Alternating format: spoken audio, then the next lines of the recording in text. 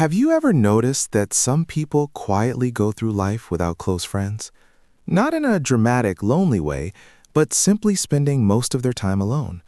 They might eat lunch alone or keep to themselves in social spaces. Many people assume they are shy, antisocial, or that something is wrong with them, but psychology often challenges these assumptions. Sometimes having no friends isn't a personality flaw at all. It can be connected to how a person processes trust, social energy, independence, and emotional safety. When we understand this, the story of friendlessness becomes far more complex and deeply human. Think about how most friendships actually begin in everyday life. Often, it's not deep compatibility or shared values at first. It usually starts with simple proximity, seeing the same people again and again. Sitting next to someone in class or working in the same office slowly builds familiarity. Psychologists call this the mere exposure effect, where repeated contact increases liking. But if someone's life lacks that repeated exposure, friendships may not naturally form. People who move often, work remotely, or enjoy solitary hobbies may miss those chances. Their social world becomes like a garden where the seeds were never planted. Another factor is social energy, because not everyone experiences interaction the same way. For some people, talking and socializing actually energizes them. The more they laugh and share stories, the more alive they feel. But for others, social interaction slowly drains their mental energy. Their minds process every expression, tone, and emotion more intensely. After a while, their brain feels overloaded, like an overheated computer. So they retreat into solitude to reset, not because they dislike people. In a world that values constant connection, this wiring can quietly lead to a life with few friends. Trust is another powerful factor that shapes human relationships. When someone experiences betrayal, their brain often changes afterward.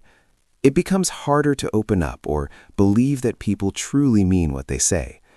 Psychology shows that negative experiences often feel stronger than positive ones. This is known as the negativity bias. One painful friendship can outweigh many good interactions. So some people avoid forming new friendships to protect themselves from pain. Their mind learns a simple lesson.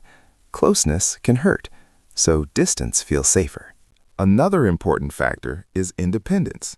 Some people develop a rich inner world that reduces the need for constant companionship. Writers, gamers, researchers, and artists often spend long hours in their own thoughts. Their conversations happen through ideas, books, and creative work. Psychologists call this trait self-sufficiency.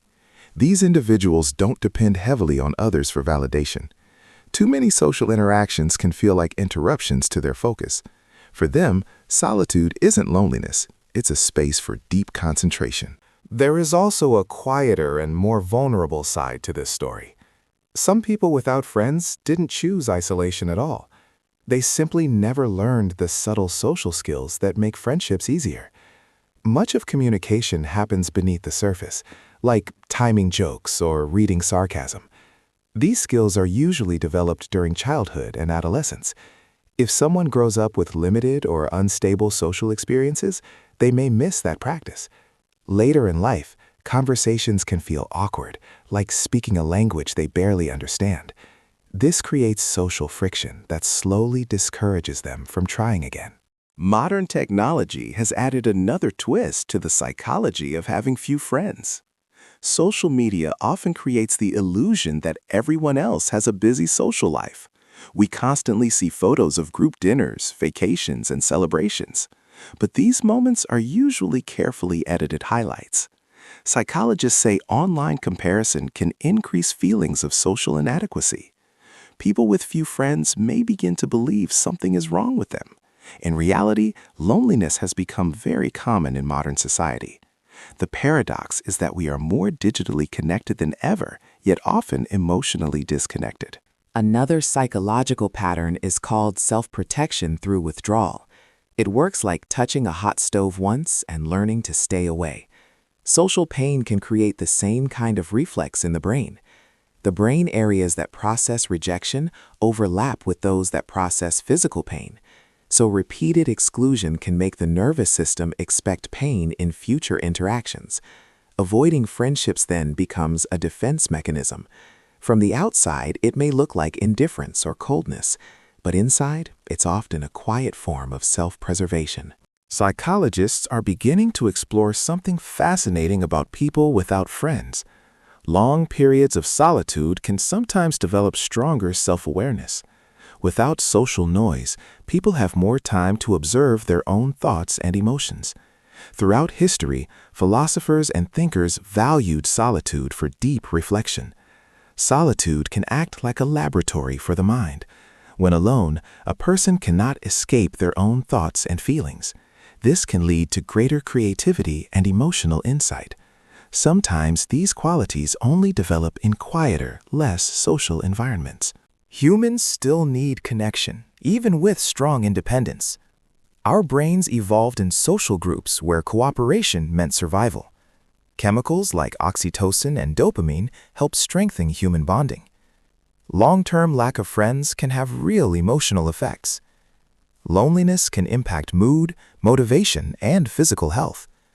Psychology says loneliness and solitude are not the same. Loneliness is the pain of missing connection. Solitude is the peace of being comfortable with being alone. You might even recognize some of this psychology in yourself.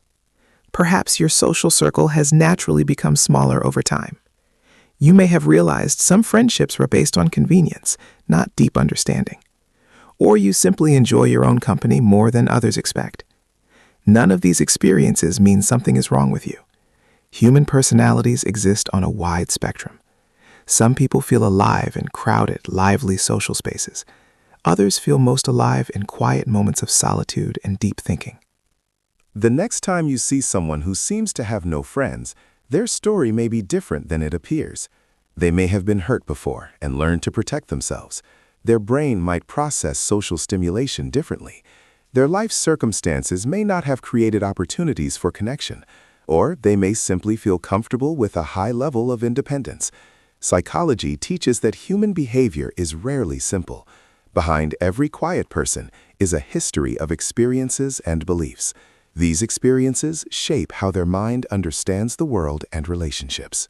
Having fewer friends does not automatically mean someone's life is empty. What matters most is feeling understood, safe, and authentic in relationships. Even if those connections are rare, quality is often more important than quantity. One meaningful relationship can have more emotional depth than many casual ones. Some people find great comfort in just a few deep connections. The value of friendship is not measured by numbers. Sometimes the most important relationship is the one a person has with themselves. Self-understanding can be just as important as social connection. Human relationships are one of the most complex areas of psychology. Everyone experiences connection and solitude in different ways. Some people may live happily with only a few friends. Others feel a stronger need for regular social connection. And that awareness helps us build relationships that truly fit who we are.